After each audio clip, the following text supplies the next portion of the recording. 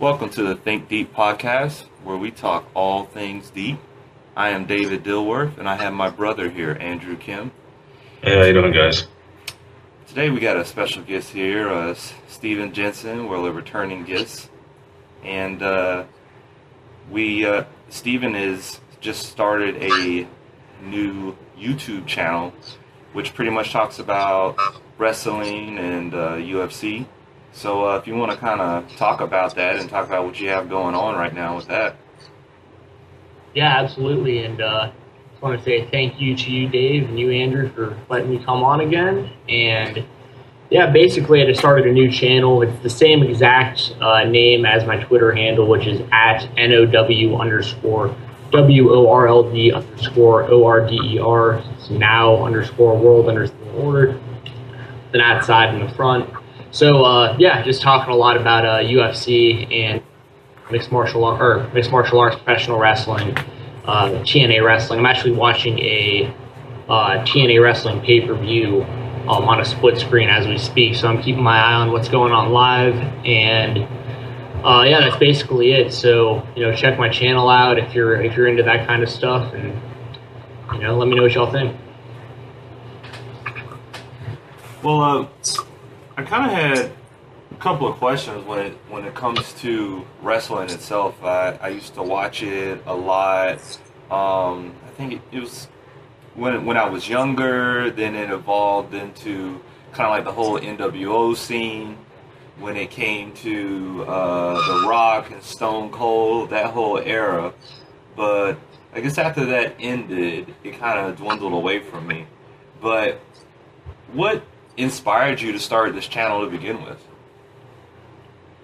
The main thing that started me to inspire me to start it, rather, I guess, would be, I've been a fan.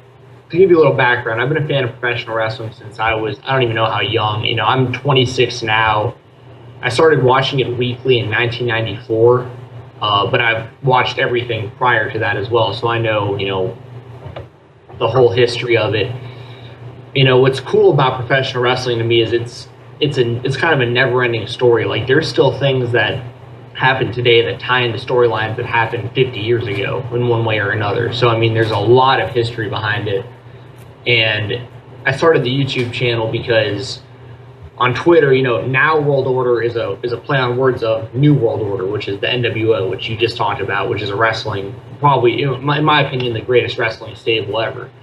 The original group of Hulk Hogan, Scott Hall, and Kevin Nash. And I lived in Atlanta, Georgia, growing up. WCW was headquartered there. I got into it really young, and yeah, I was just kind of, it's one of those things. Not getting too into it. Like, well, I guess I could. This is a ThinkDeep podcast, so I think it'd be appropriate. We go basically deep. when I was younger. When I was younger, my mom had breast cancer, and she eventually passed away from it, and we had other stuff going on with illness and other things in my family. Like, I dealt with tragedy at a very young age, and a lot of it. And for me, professional wrestling was kind of my escape from having to deal with that on a daily basis. You knew that every Monday you had Monday Night Nitro when WCW was around.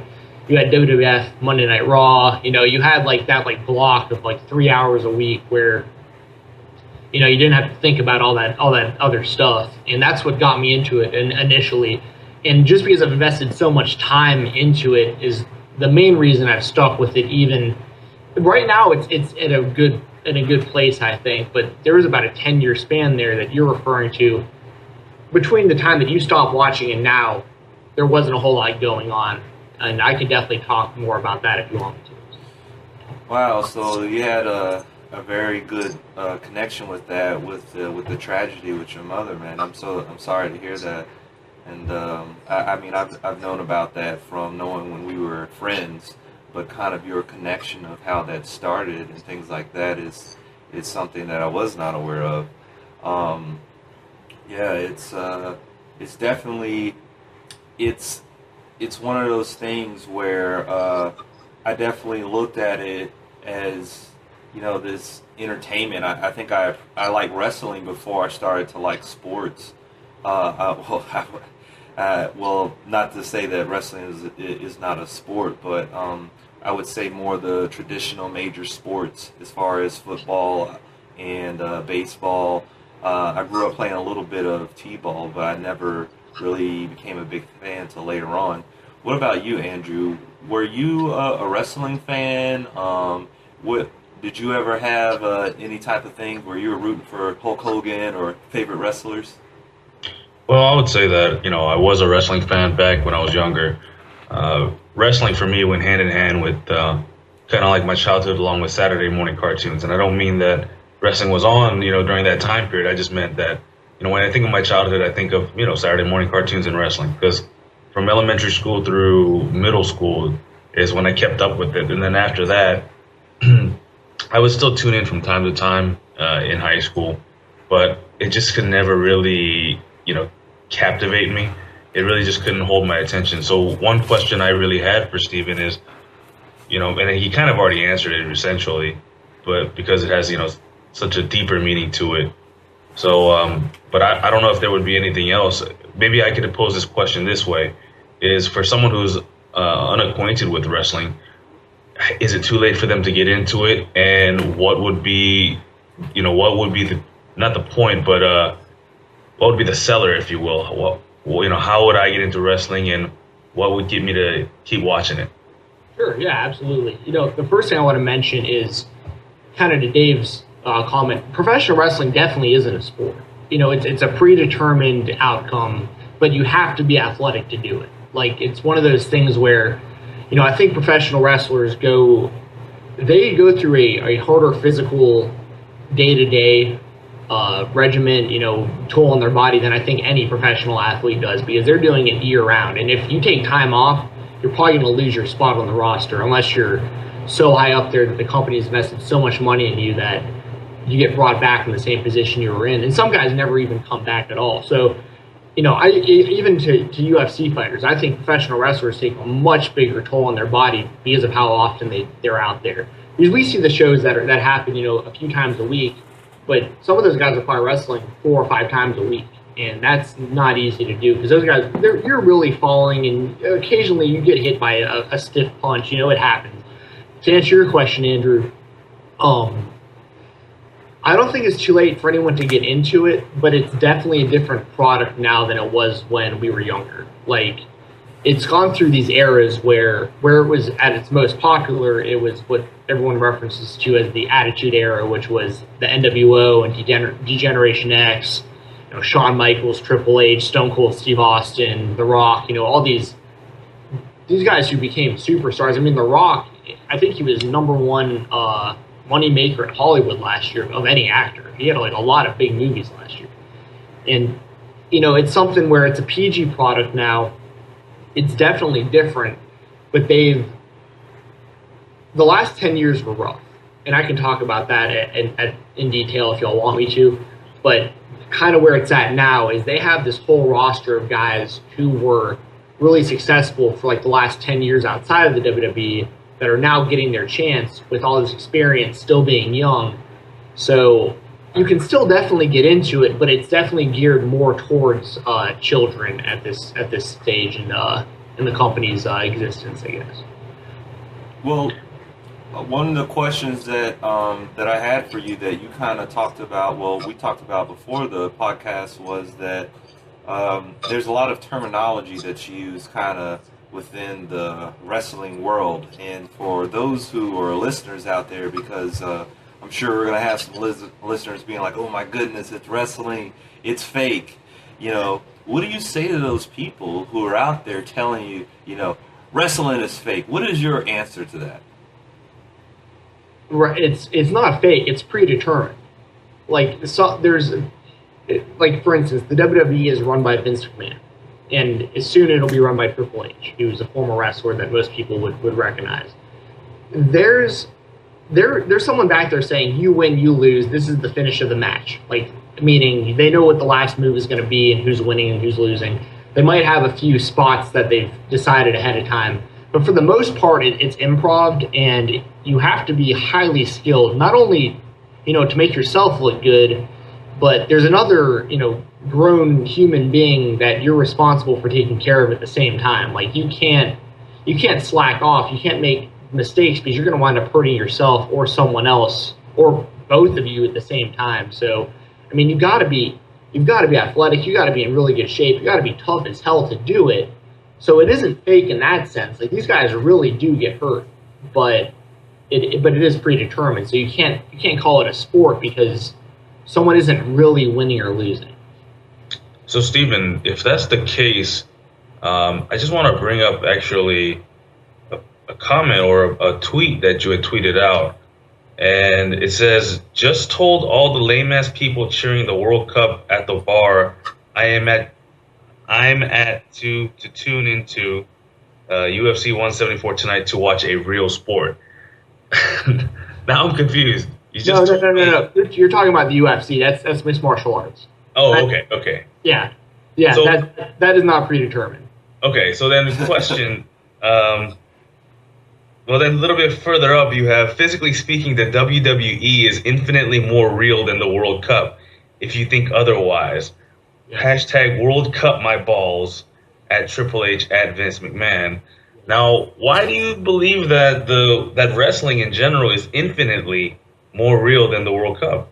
I don't mean that in reference to the outcome of the matches, because I know that the World Cup is not a predetermined sport. I'm talking, when I made those comments, I was talking from the sense of, well, let me put it this way. Okay, so I've watched soccer, football, and there's, to me, and I get so much shit for this. And it's understandable. If you're into soccer, you're into soccer. If you're into tennis, you're into whatever. But I see guys in soccer that don't even get touched, fall on the ground, grab their leg, and I've seen actual stretchers come out onto the field, like to pick these guys up. I've never seen a stretcher in the UFC. These guys are getting knocked out. They're breaking bones. They're tearing ligaments. And Anderson Silva broke his shin in half. I don't think there was even someone carried him out. It drives me insane when I see people hype up soccer like they do to watch a 0-0 final. It's like, now I get it. I understand that there's countries and these people get behind it. It only happens once every 4 years. I understand it, and I'm not knocking people for enjoying it. My point is, I was sitting at a bar yesterday, and I was mentioning that I was at a bar with all soccer fans, and I was just sitting there having a beer. I was about to come back and watch the UFC pay-per-view that happened last night. And I mentioned to the bartender, hey, I'm got to get out of here. I got to go catch UFC. And like 3 of the soccer fans that were watching soccer kind of laughed about it. And I turned to them, and I was like, if you want to watch a real sport, tune into UFC tonight. That's all I said. Oh. And they're like, oh, blah, blah, blah. And I explained to them, look, you think this is cool? You think this is worldwide? Wait 20 years, even 10 years. The UFC's been around realistically for about 15 years, and it's already a worldwide competition. It's going to be so much bigger than soccer worldwide. Maybe not in our lifetime, but at some point, people are going to be laughing at how much they thought soccer was cool when they realize that the real athletes are going into fighting, and they're not kicking a ball into a net to say they're badass. They're knocking each other out to say they're badass. Well, I have to say, personally, as far as the World Cup, for my sake, yesterday was the first time I actually saw a goal scored live. And that was, I don't know, I guess I felt like in downtown, someone tweeted this out that I retweeted on our Twitter, was that anytime he sees something weird happening in downtown Orlando, he assumes it's about the World Cup. And that's kind of how I felt about it, because I work downtown. And so because of just kind of understanding what's going on, it was on TV. I was kind of waiting for the playoffs to show up and come to realize it wasn't even on that day. But I was watching, when I say playoffs, NBA playoffs. So I was watching the World Cup, and it was a country that was playing Japan. And so I'm watching it, and I would say 6 minutes in, a goal was scored. And for me, it was really exciting. And I didn't want to like it or anything like that. But the fact that I don't know. I don't think I've seen a goal score that quick. In my mind, I'm thinking, oh, it's barely any scoring. Like, I don't know anything about it, but just it seemed like it's really hard to get that in the goal. They're all close to it. It seems like it's impossible. But when it happened, it was like, oh my God, I couldn't help but to like celebrate that moment. And then after that, it was like 3 minutes in, and they scored again. And I had never seen that much scoring, like, back to back there. And so after that, I tweeted out, first goal I've ever seen, CIV versus Japan. Soccer's pretty interesting. And then right after that, it was another goal. I was just like, oh shit. And so I feel like this has been my crossover year for soccer. I'm giving it more of a chance than I did before because I'm a big NFL fan. And one of the things I like about it is like every play there's this exertion of flesh and bones to your maximum intensity to either to block someone, to catch a ball, anything like that. And I love those moments that are like that. But soccer seemed like this winding tension, and it winds and it winds and it winds and it explodes. And like, I felt that yesterday. And so I don't know if I'm on this honeymoon phase here with soccer, but I found this appreciation and I watched again today. So, Dave, definitely. I mean, it is called the beautiful game. And the one thing that I believe in terms of the U.S. population as far as why they don't like soccer is because it is very much like a chess match. There's a lot of, possession in terms of who has the ball as far as domination or back and forth. It's all about finding that open player. And it's funny because out of all the different sports I watch, I don't hold my breath as much as I do when I watch soccer. Like every other sport, you can watch it. Football, when you're watching U.S. football, when they get to the red zone, you're waiting and you're like, all right, this is it. Second down, third down, fourth down, you get that little anxiety. But with soccer, anytime that ball passes that half line, the middle of the field, or they call it the pitch. So as soon as it crosses the midway point of the pitch, if you're the attacking team and that's who you're rooting for, you're like, all right, this is it. It's our chance to set up. So then they start passing it real quick, nice one touches neatly. It just goes back and forth, 1, 2, 3 around defenders. And then the closer it gets to that goal, the more you're just like, okay, and your breathing starts getting shorter and shorter and shorter. And then when they go to kick it, you hold your breath. And then if it goes in, you explode. Or if it doesn't, you exhale and you're like, And then on the opposite end of that, if you're defending, you're still holding your breath because you're like, okay, man, they're getting closer. Breath is still getting shorter and shorter. And then all of a sudden, when they shoot, you hold your breath and you're like, don't go in. And if it goes in, you're like, dejected. But if it doesn't go in, you get excited and you're like, all right, kick that ball away. So it's like never has any sports made me hold my breath as much as soccer has, Dave. And I don't even like soccer that much, to be honest with you. I'm not the kind of guy who watches, the club soccer on a, whether it's the Premier League or La Liga, Serie A, all those different leagues that they have in Europe, or even MLS. I don't watch any of that. But when it comes to World Cup soccer, oh man, I get behind it 100%. All right. See, that's kind of my thing with the World Cup. Like I get that. Everything that you're saying, I understand. And I'm not saying I've never watched a World Cup soccer match, that I don't get the chess behind it. It's very much like fighting too. There's also fights that are stinkers also, that nothing happens and it's a boring fight.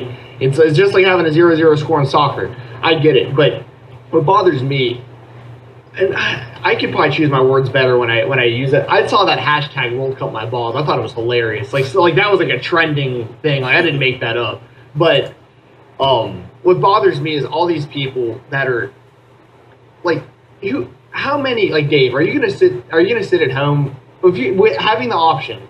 World Cup's over. It doesn't matter who wins. Are you gonna watch Manchester United in their regular season soccer game? You know what I mean? Like ever. I've done it. I have, because I have a buddy down in Orlando who was a massive fan of soccer, and whenever he was around, he'd find the match, and I would sit there and watch it. And I'll tell you what, there was one time I watched a match with him. There was probably 8 goals scored in the game. that was fun to watch. I was like, oh shit, like these guys are skilled. Like, and it was like the same dude had a hat trick. Like, he had 3 goals in one game. I was like, that's a badass. Like, this guy's cool. Like, I can get behind something like that. But it's like every 4 years, all these pseudo fringe soccer fans come out of the woodwork and talk about how it's the greatest thing ever, but they don't watch. They watch it once every 4 years. Yeah. And I'm over here every weekend telling people, you gotta check this out. You want to talk about Brazil? Check out Anderson Silva. Check out Vitor Belfort. Check out Renan Barão. Those guys are all Brazilian and they're kicking ass. You know, you like Sweden? Cool. Check out Alexander Gustafsson. He's from Sweden. He's kicking ass. You know, you like the U.S.? Check out Chris Weidman. Check out, you know, there's so many guys from all these countries, and it's like you can be getting the World Cup every weekend from the UFC, and they're not kicking a ball to prove their point. They're using their hands, their fists, submissions. To me, that's a much more exciting chess match than running around on a field. What is it, 90 minutes? 90 minutes. For 90 minutes. And also, I'll also say, if anyone happens to listen to this outside of the U.S., I get soccer being a gigantic sport across the country, but I think it's pretty safe to say America is a bandwagon every 4-year soccer fan. You don't hear anything about the MLS during the year. You might hear about stuff like David Beckham. He's like a superstar and he's married to a Spice Girl. But you're not going to hear... You know what I mean? You guys understand what I'm saying? Like, well, it's like every 4 years this happens, but then it disappears. The fact that you said 90 minutes when you guys just said that, I was like, oh, okay, now I know how long it is. I didn't know that until just a second ago. Because I was freaking out when I was watching the soccer match the other day. I was like, the counter's going up. Is it supposed to do that? Like, you know, I'm used to it going down and, you know, watching Falcons games and stuff like that. But to kind of tell you my ignorance when it comes to it and kind of how I feel about it, there was someone who's tweeted out, Brian Dawson out here, and this is kind of how I feel about both sports, is hockey is like soccer that you can watch. And because I never, like, you know, I guess I feel the same way about hockey, and when it comes to soccer, I never really put much time into watching it. But I have to say this, when I saw soccer yesterday, I felt like if I'm a person that doesn't know anything about sports, period, I attached to what soccer was about, like, immediately quicker than I would, let's say, if I was an outsider and knew about football. I'm like, okay, why are they lining in a line? You know, why they're counting out these colors, blue, 32, like, what's going on with that? Why don't they just cross right now? Like, you know, soccer, it just, like, I immediately get it. Okay, they're trying to go in that goal, they're trying to go in the other one. This is like out of bounds, and you're trying to get through these number of people on one side and score it in that goal. And when I'm looking at it from this bird's eye view, I'm like, how the hell, if they have an army of people on this side and there's one ball and they have their army on this side, like, how is that going to work? Like, there's too many people in the way. And when it happens, it's like, oh my God, like, wow. And, like, that's how I felt before, because it just looks impossible of just, like, there's pro people who have, you know, these shins on, these armor on their legs, and this high dexterity where they've been doing all their lives, and that person's a bad motherfucker on the other end, and you got to get past like an army of them. And it's just, especially when I see, like, I don't know, 4 dudes on the one person, and somehow he gets his momentum with his leg all the way back and kicks it and off a goalpost and ricochets in. So I guess that's that outsider's perspective. I would, if you're asking me, would I rather watch Anderson Silva on a UFC fight, you know, for a title fight versus watching, you know, soccer? At this point, yes, absolutely. And I feel that, especially UFC fighting, is one of those things that are also very similar that you attach to. Well, if you don't know anything about the sport, like, you understand that, you know, this person, there's one dude and there's another one, and they're fighting till someone either gives up or someone can't who can't continue due to a knockout. And that's something that's been popular since, you know, before Roman times. And so I definitely have an appreciation for both. But I think the thing is that I never would have probably said a week ago if someone would have asked me, like, have you watched the World Cup? What do you think about soccer? I would probably say something different now than I would before, because I actually took the time to see it, and I kind of understand why someone would be interested in it. And it's just kind of like with football, when those fireworks go on and you hear that dun dun dun dun, and are you ready for some football? I'm like, oh shit! Like, I don't know, it just hijacks your reward system to all things that are awesome, and so it's hard for me to explain that to other people. But now I get how someone can be very interested in soccer and this common goal of your country. And for me personally, when it comes to soccer, the way I look at it is, like I was saying earlier, it's called the beautiful game. And I just appreciate the level of talent and athleticism it takes for one to run for 90 minutes. I mean, you get after 45 minutes, you get a halftime break, and then you run for another 45 plus injury time, which could be, anywhere from a minute to usually 5 minutes on top of each half. So, one, it takes an incredible amount of stamina and cardio just to get through that alone. Then for them to be able to, in full stride, let's say, go, with perfect finesse, kick the ball from one side of the field to the opposite and just land it right on his teammate, where he just catches it off his chest, or the guy traps it with his foot and then continue while running and just keeps going with that, or kicking it and crossing it out from the outside to the inside, pinpointing his like a laser beam his teammate that's in front of the goal, and the teammate hits it with his head and deflects it into the goal. Or the athleticism of a goalkeeper to dive in one direction with arms stretched out, blocking it just barely with his fingertips. I mean, there's so much, like, a little stuff that happens throughout a course of a game that most people don't really think about. But that's what captivates me about soccer. It's just their ability to do that. Yeah, I mean, it's just a different skill set. I mean, fighting, oh my God, it has so many different combinations. I think it's, what's it, Nate Diaz.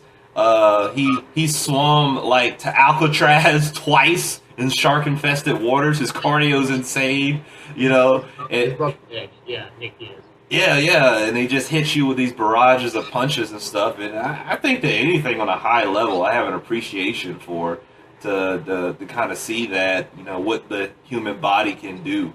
And that ball just, you jumping and you hitting that ball right in between that cup where your foot is and where your shin is, and right at the apex of the ball when you're at maximum height, and it's just, you wind it up like a rubber band all the way, and your leg just goes boom in that, in perfect stride and motion.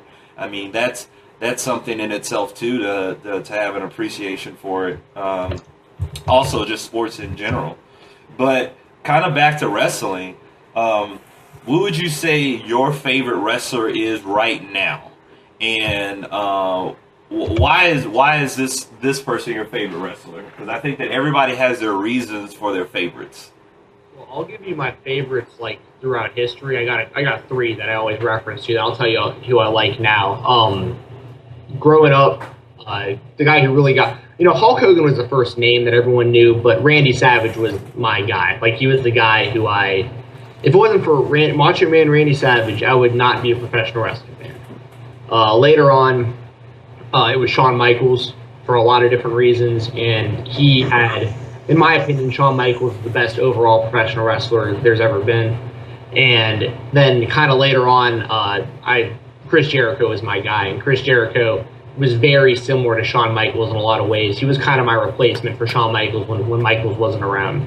That all being said, my favorite nowadays, that's really hard to say. There's a lot of really good young talent in the company, but if I had to choose one, it'd be a guy named Dean Ambrose, and he was a member of the group The Shield that was really dominant the last 2 years. They just recently broke up, and he's for anyone who hasn't watched wrestling in a long time, maybe you know some of the older names. He's like a hybrid of like Roddy Piper, Jake the Snake Roberts, and Mankind. He's like this psycho character that like when he talks, he sounds like the Joker from Batman, like the Heath Ledger Joker, Batman. Like it's like, he's in my opinion, he's the best talker, which is really important nowadays. He has a cool finishing move. He has really good matches, and he's like a believable character. So he's who I'd say is my favorite right now. What's his finishing move? It's called the Dirty Deed. It's hard to describe, but like if you know what a bulldog is or a headlock. Okay. He puts you in a headlock, and he keeps you in the headlock and falls flat on his stomach. So you just go head first right into the ground. It's like a spike bulldog. It's the first person I've ever seen do it. It's a basic move. It's very easy to do. But traditionally, you'd put someone in a headlock, jump up, and drop on your ass. And that's how you would hit the other guy would fall flat on their face. This is him falling flat on his stomach, and the other guy's head just going, straight into the mat. It's pretty cool. Dude, when I was a kid, I used to do like, was it the torture rack on my sister? Put her behind my neck on top of it, just like shake up and down, and she'd be like screaming, and I don't know, I would walk away feeling like a badass. Yeah, Lex Luger, man. Lex Luger, oh man, I forgot his name. That's right. He was Hulk Hogan's right-hand man in the NWO for a while. Yeah, he did a whole lot of stuff. Luger was it's sad to see what happened to him, though. I think he's better now, but like if you ever want to see or ever have any doubts or questions about what painkillers and steroids and those kind of things can do to somebody, take a look, do some research on Lex Luger's life after professional wrestling, because that dude went from looking like Hercules to looking like a crackhead almost. I mean, that's pretty, graphic, I guess, to say that, but like he needed a wheelchair for a long time. Like he lost all of his muscle mass. So that just kind of goes to show you could be the biggest, scariest, most jacked-looking dude in the world, but once you get off that stuff, you're going to have a lot of problems. What do you think about steroids currently in wrestling? Do you think that's pretty rampant? Do you think that's going on still? I'm sure it's still going on to a certain extent, but there's no way it's anything like it was before. And a lot of that has to do with, wrestling fans, we lost a lot of guys really young before we really understood what certain things were. Mainly like with steroids and like growth hormones, kind of still on the fence, like whether or not that's really bad for you. But there's steroids, painkillers, muscle relaxers, and concussions. And those are the things that really have hurt the industry. The big thing, which I'm sure y'all have heard about, with Chris Benoit when he killed his family, then himself. Like he was a professional wrestler. He was jacked up on steroids. He was on painkillers. He had like probably hundreds of undiagnosed concussions.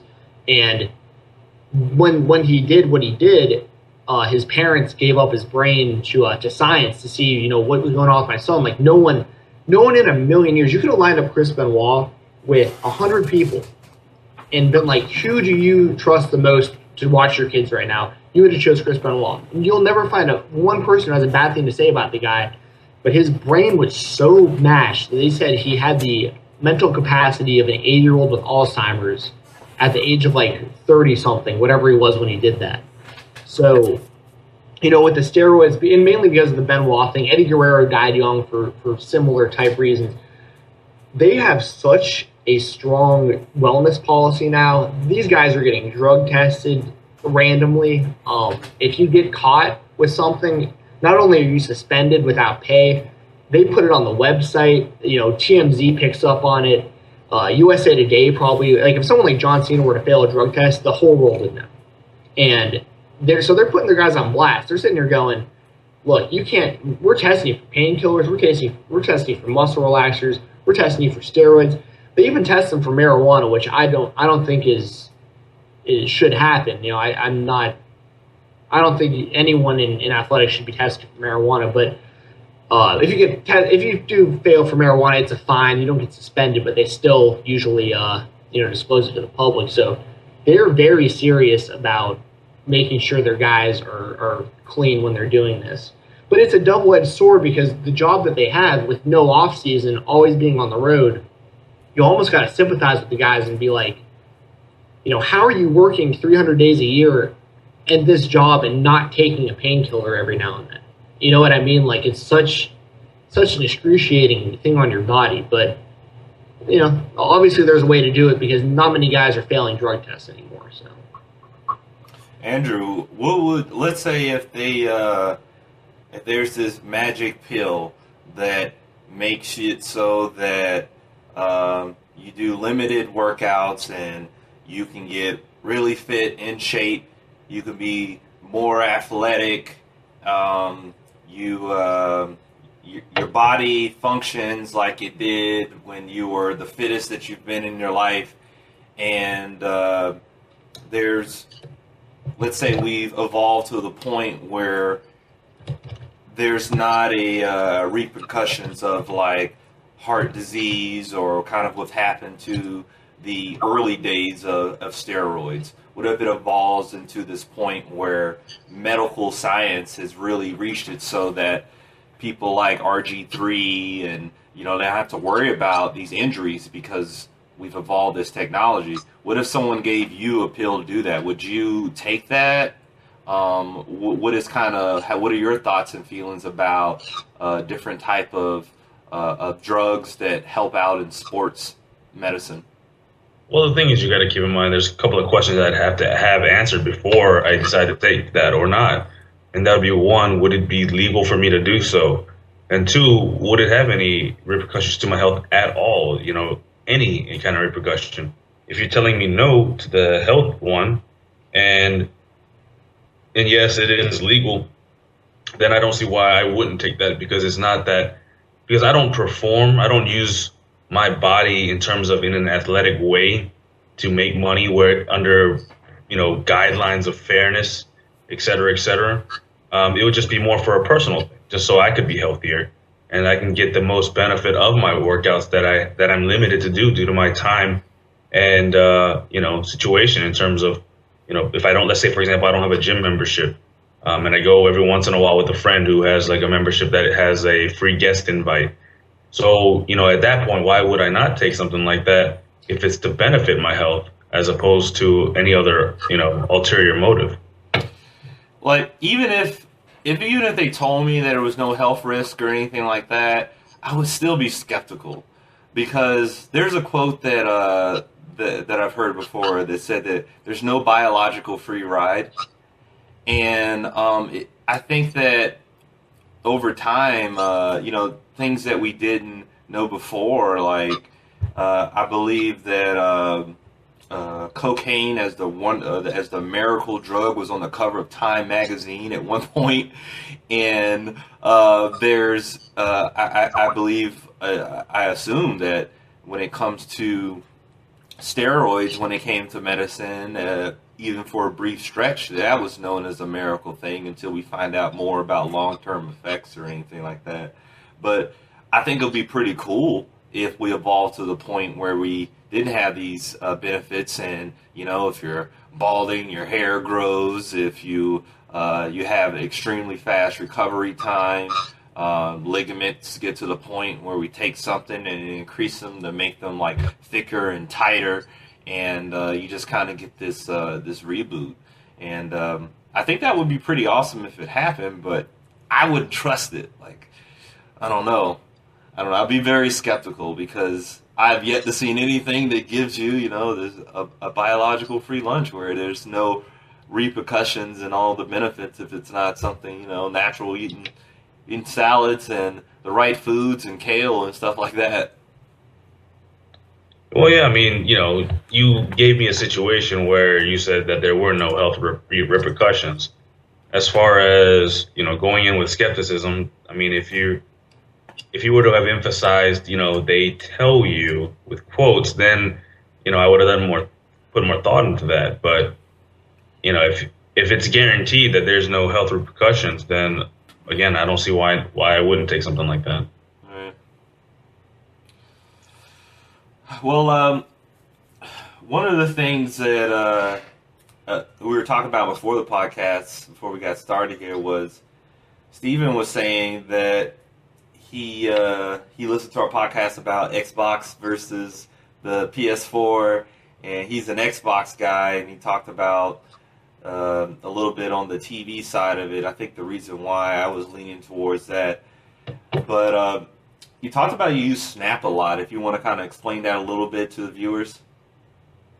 Yeah, it's a feature on the Xbox One. So if you say, now I'm going to let your listeners know. You know what? I'm just going to turn my TV off so it doesn't matter.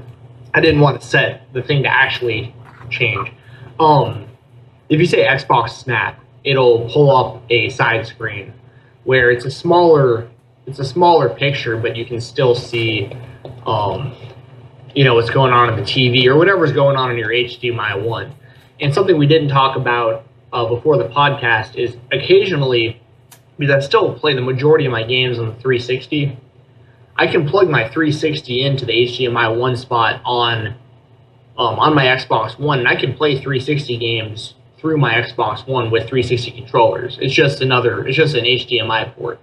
So, realistically speaking, I could be playing Xbox 360 on a small screen in the corner, and someone else could be playing Xbox One on the big screen on the left, which is really cool. Well, the question I had about, you were saying like the voice commands where you're watching TV and it's integrated in there, and you can say like turn to Fox Sports or turn to ESPN, and it goes straight there, and you don't even know like the numbers of your channels, and it goes and it does that. And I kind of saw that on the demo, and I watched a couple of videos about that, and I was like, you know what, this would be really, really sick if it was like flawless. Do you have issues with the mic at all when you're doing that? Like, how well does that work? I'd say it's about 70 to 80% accurate. But there's a lot of factors that go into it too. It depends on how clearly you're speaking. My television's pretty loud behind where that sensor is, so I have to talk pretty loud if my volume's up. But if there's really nothing going on, it can hear me talking at this volume. But there's just like anything else, there's a little learning curve. Like there's certain commands that it'll understand. There's certain commands it won't respond to at all. But I'd say for the most part, like I said, and considering how new it is, it's only going to get better and more advanced, and they're going to release more and more updates to make it better. So, I'd say 70 to 80% for what you get is pretty sweet. Just the fact that I could be on my couch and be like, Xbox, go to YouTube, and YouTube pops up, and I can wirelessly, without any effort, it'll connect to my telephone. So I'll just pick a YouTube video. I watch all my own YouTube videos on my 55-inch screen in my living room, like just by pressing a button on my phone. Pops right up on my TV, like it's nothing. It works with any phone? Yeah. You get a pairing code through the settings on the Xbox One, and it just, I can do it right now in 2 seconds. Just hit a button on my phone, be on YouTube on my Xbox, and everything from YouTube just shows up on my screen. It's great. So I'm just saying, like iPhone, Android, both. Yeah, I can't. It's all going through the YouTube app. So it's as long as you got and I haven't tried it with any other phone, but there is no reason why it wouldn't work with a Windows phone or an Android phone. Now, so Andrew, like, does none of that, like, as far as you personally as a gamer, and you're definitely, in my opinion, a hardcore gamer, does not impress you at all when it comes to the voice commands of not having any type of controller being automatically recognized in a room? If your TV kind of being split, or a YouTube video or a clip of a recording or something in another screen, because I know that you told me one of the things just from our chats that we have on Skype that you love about Windows is splitting those two screens. Like when you just can snap it and it does that to one side and then divides it in half. So I think that would be pretty cool with the integration of like video in a gaming system. But what are your thoughts on that? Well, it's like you said, you nailed You nailed it on the head there, Dave. You called me a hardcore gamer, and everything that Steven talked about had nothing to do with video games. It had everything to do with TV and entertainment and other different functionality. That's not to say that I'm not impressed by its features. In terms of what it can do and how it can integrate your existing, entertainment into one box, it's very unique. It's, very nifty. You don't have to go out there and buy a Harmony remote control. You can have, either, as Steven said, control by your voice, or you can use just a regular controller and control all your different devices that are on your entertainment stand with one. And so from an entertainment standpoint, yeah, absolutely. The technology is pretty crazy. It's innovative.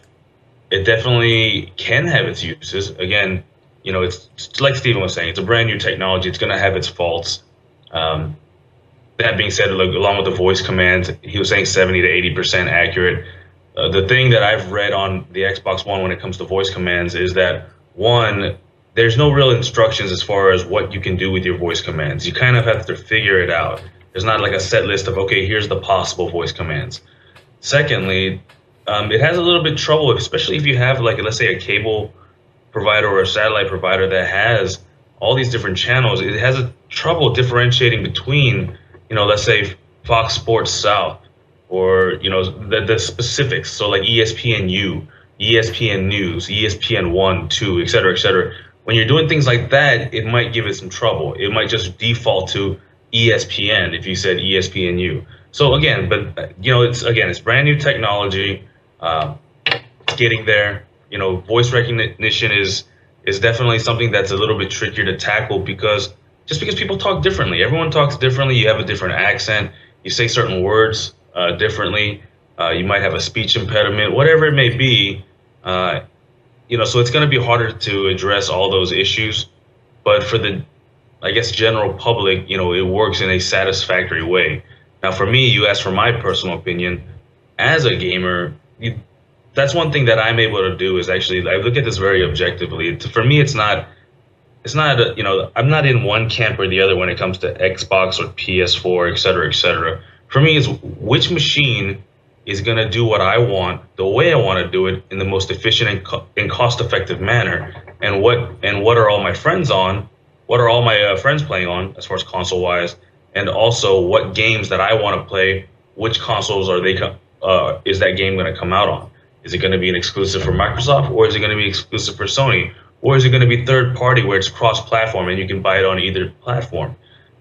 Generally speaking, just from what I've played, there's maybe a handful of games on Xbox that I would like to play. But other than that, the majority of the games I want to play are either cross-platform, where I can play them on both, or they're Sony exclusives. Games like Little Big Planet. Little Big Planet 3 is actually coming out for the PlayStation 4 with a couple of brand new characters. I'm really looking forward to that. One of the ones that I can't play because it's on Microsoft is Forza. I really like cars, and luckily for me, on the Sony camp, I have a Gran Turismo, which is, Sony's exclusive. However, just because you enjoy one game on one system doesn't mean you can't enjoy another game on another system. And to be able to do that, that's what makes me a true gamer, is that, I don't care. I play games on PC if I could. I've played, MMORPGs like Star Wars The Old Republic on PC. Certain games, for that matter, you can't get on console. You have to get them on PC. So I get the games where I choose the games that I want to play, and I play them where I want to play them. So from that standpoint, you're looking at two different machines that are marketed to two different types of people. Let me rephrase. They're marketed towards two different demographics, but they share one common group, and that is the gamer. So, one is more for putting it in everyone's living room and connecting it with your TV and your cable box, et cetera, et cetera. Whereas one is strictly just a unadulterated, pure gaming machine, where everything you do, it just makes it for gaming a lot more better.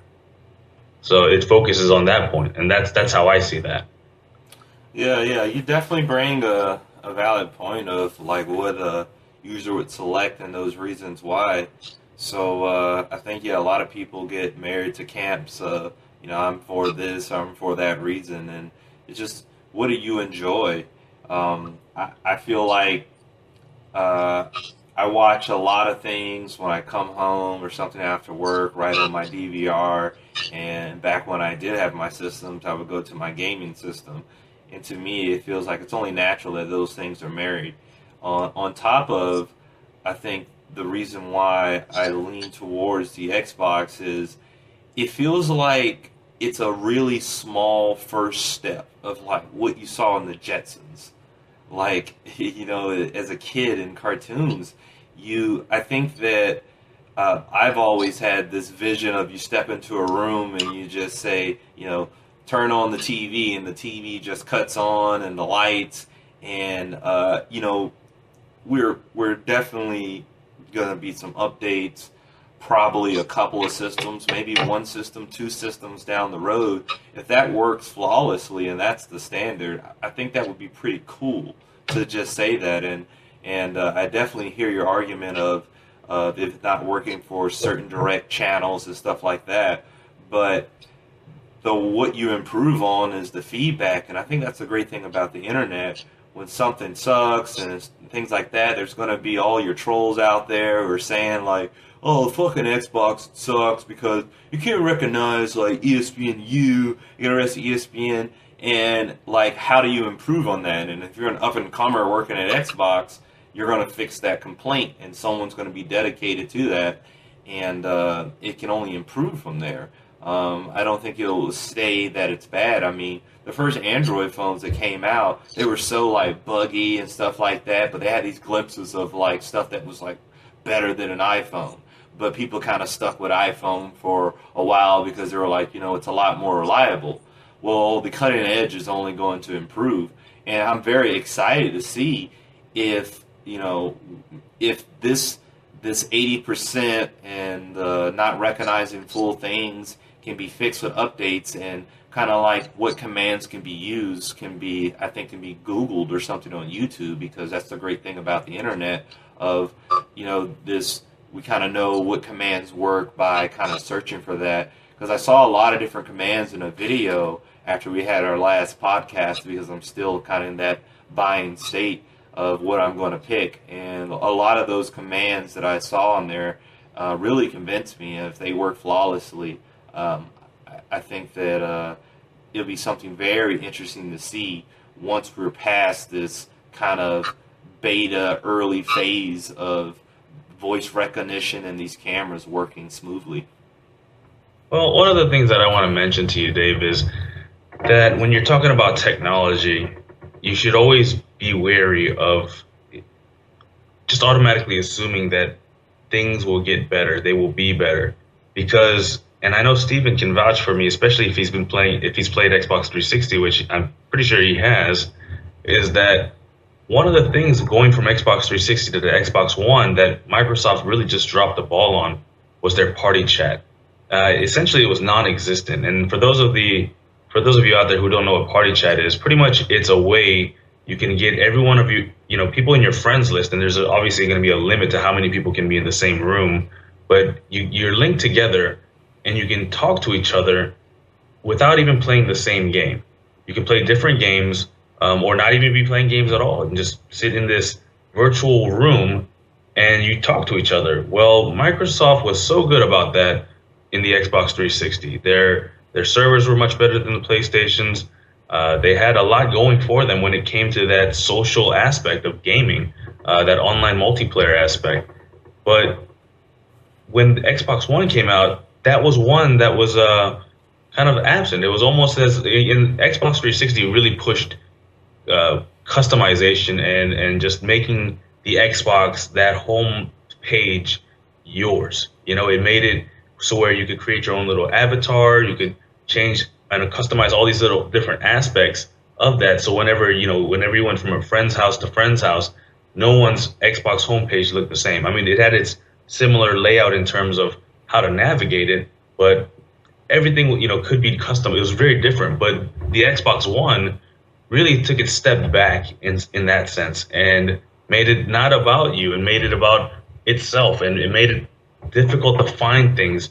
You could do things like pin notes, but they would be stashed away behind layers and layers of tiles that your friends list was also tucked away behind layers and layers of tiles.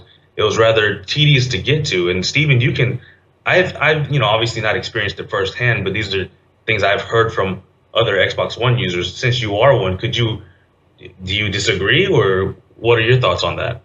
No, I don't disagree. Kind of to a couple points y'all talked about, like, my main reasoning to get an Xbox 360 was, the way I looked at it was an Xbox One rather. I do own an Xbox 360 though too, so I can definitely speak to your points on it. I say, because I don't play many games, but the ones I play a lot. So I'm sitting there going, what system does UFC come out on? What system does WWE come out on? What system does Madden come out on? They all three come out on both. They're going to be on both systems. So then I go, okay, do I want to be able to talk to my Xbox if I want to, or not have that option? Okay, well, I can talk to it. But if there was a game like Little Big World that's only on PlayStation, that I can only, and I love that game, and the other three of them are going to be on both, I would absolutely go with the PlayStation, because that's the game I play. That's the game I want to play. I'm going to get the system based on that.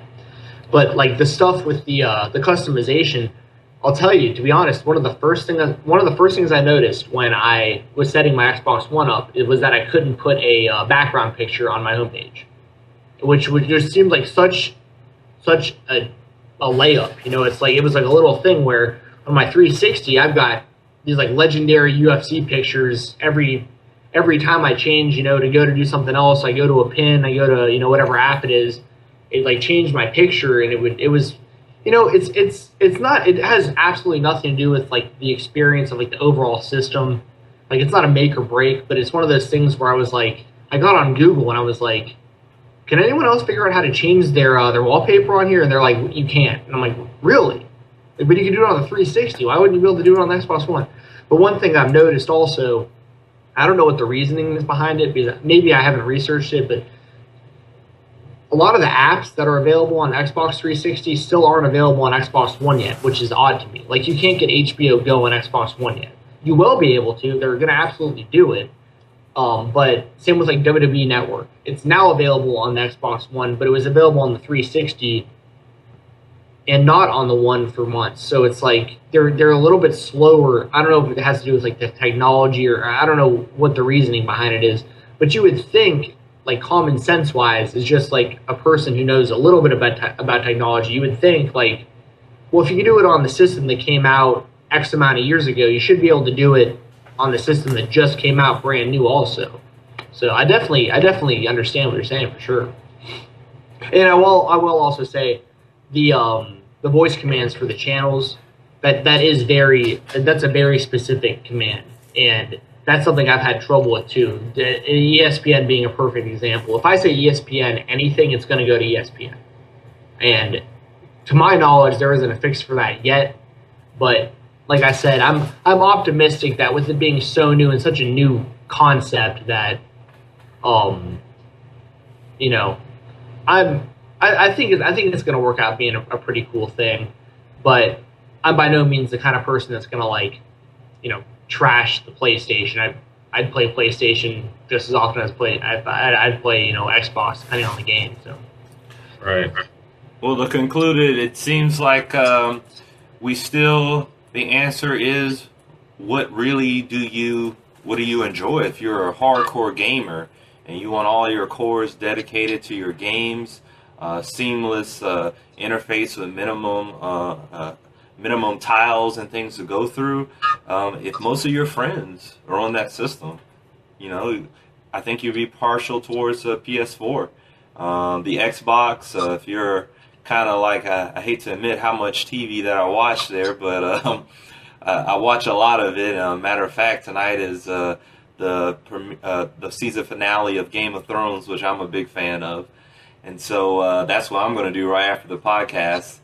And that kind of integration, if you kind of want to deal with, a little bit of a buggy system, but kind of, heading towards this no controller voice of controlling your entertainment system, you may be an Xbox type of person. But I think that there's not really a defining answer to what is the better system, look and see what you choose. Now, kind of to keep with our routine of what we go and at the end of the podcast is that Andrew and I, we really enjoy interacting with our fans, and we appreciate every fan that we do have. We also love to support other people who are trying to get their passions out there and try to do what they can to put themselves out there, because this is something that's a growing process and something that we're passionate to do besides our other jobs, and something that Steven is also doing now with his YouTube channel. And we always want to help promote everybody out there who wants to do what they really want to do in life. And so with that said, we have some shout outs here for our followers, for our fans here. We have Sean Ashay. He sent me this great guitar video. You guys got to see it. He has this single out called Hemisphere. I mean, this guy, his phrasing is very good.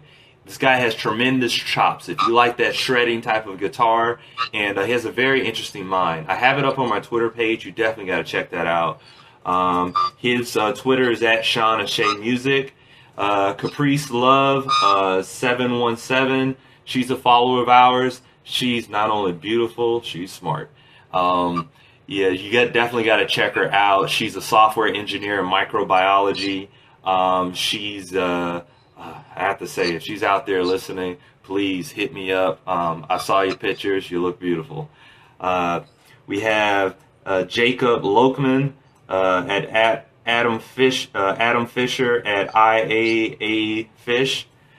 Luminosity followed us, which I'm very proud of because I play their brain games every day. I'm on a 10-day streak right now where you can check your brain percentage index, which is an app that I'm a big fan of, which really helps with your cognitive function of your brain. So check out Luminosity on the app. They have a free app, but I can't believe that they followed us. But so thank you for that. Channel Voyage. He's a friend of Stone Shaman, and anybody's a friend of Stone Shaman is a friend of mine. He promotes us out there. Lisa Matthews at Yep A Son, YEP A Son. She's a very proud Guinness beer lover, and I'm not mad at you. So we just want to make sure that we take the time out to appreciate and all our fans, and just let you guys know that please keep listening and give us any feedback that you have, and send us anything with topics. Andrew, do you have anything else out there for the fans? Well, just wanted to thank everybody as well personally. As far as my special shout out this week goes out to Alice No Jive. She follows me on Twitter, and her Twitter handle is at Alice No Jive with no spaces there. She's a violin, electro, trip, jazz, experimental music player. So thank you very much for the follow, and definitely guys check that out. Check out some if you're definitely not trying out different music, you should definitely give it a shot and just expanding your horizons there. So thank you for the follow. Well, Steven, any last words? Thanks for having me on the show again, guys. I love doing it. I'll do it as much as y'all want me to. When's this going up, by the way? It's going to be uploaded tomorrow, so I will make sure I tweet it out, and you can go ahead and retweet it. It'll definitely be up before 11 Eastern.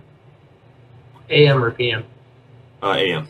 AM, okay. So by that time, I'll be on my YouTube channel, which is same as my Twitter handle at now_world_order, NOW_WORLD_ORDUR. I feel like I need to be very specific about that. I'll have a review of this TNA Slammiversary pay-per-view that's happening as we're talking. I'll have that up on my YouTube channel later tonight, so it'll definitely be up there by the time this podcast is up and running, so please check that out. Please follow me on Twitter, subscribe to my YouTube, and that's pretty much it. So, once again, thanks for having me on the show, guys. I love doing it. No problem, Steve. All right.